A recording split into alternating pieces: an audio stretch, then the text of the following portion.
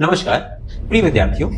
आज हम सभी बात करने वाले हैं टैरिफ वॉर की, जो भारत एवं संयुक्त राज्य अमेरिका से संबंधित है और इससे भी ज्यादा महत्वपूर्ण है इस टैरिफ वॉर का मनोवैज्ञानिक प्रभाव। और इस मनोवैज्ञानिक प्रभाव के दो प्रमुख नेतृत्वकर्ता हैं। एक का नाम है संयुक्त राज्य अमेरिका और एक का नाम है रूस, जो कभी सोवियत रूस के नाम से भी जाना जाता था। इस वॉर में, साइकोलॉजिकल वॉर में, एक तरफ सामने खड़े हैं अमेरिका के राष्ट्रपति डोनाल्ड ट्रंप एवं दूसरी तरफ खड़े हैं रूस के पूर्व राष्ट्रपति दिमित्री मेदवेदेव। डोनाल्ड ट्रंप ने एक नया अस्त्र छोड़ा, उसका नाम है डेड इकोनॉमी, और इसकी प्रतिक्रिया में दिमित्री मेदवेदेव ने दो नवीन अस्त्र छोड़े, उसका नाम है डेड वॉकिंग एवं डेड हैंड। तो आइए हम सभी इन्हीं शब्दों पर विस्तार पूर्वक चर्चा करते हैं। जब हम बात करते हैं डेड इकोनॉमी, तो डेड इकोनॉमी अर्थशास्त्र में कोई औपचारिक शब्दावली नहीं है, कोई मूल शब्दावली नहीं है, बल्कि वहां पर इसके लिए एक शब्द इस्तेमाल होता है रिसेशन। तो अगर हम डेड इकोनॉमी की बात करें तो डेड इकोनॉमी वास्तव में एक बोलचाल की भाषा है, जिसको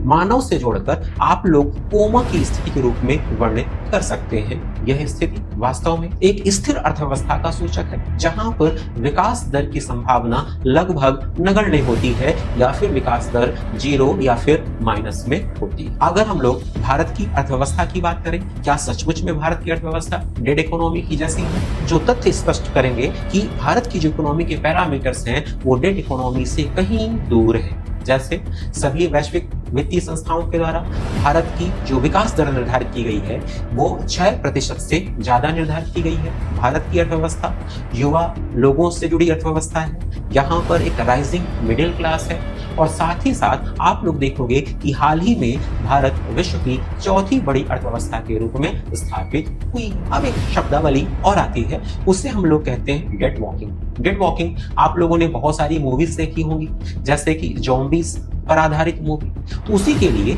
यह शब्द इस्तेमाल में लाया जाता है और अमेरिका में विशेष रूप से डेड वॉकिंग का प्रचलन है, और यह शब्द रूस के पूर्व राष्ट्रपति दिमित्री मेदवेदेव के द्वारा इस्तेमाल में लाया गया है। अब हम लोग एक और शब्द की बात करते हैं, एक और अस्त्र की बात करते हैं, जिसे हम लोग कहते हैं डेड हैंड। डेड हैंड वास्तव में एक ऑटोमेटिक सिस्टम है, इसको हम लोग डूम्सडे डिवाइस भी कहते हैं, और इसका विकास रूस के द्वारा शीत युद्ध के दौरान किया गया था।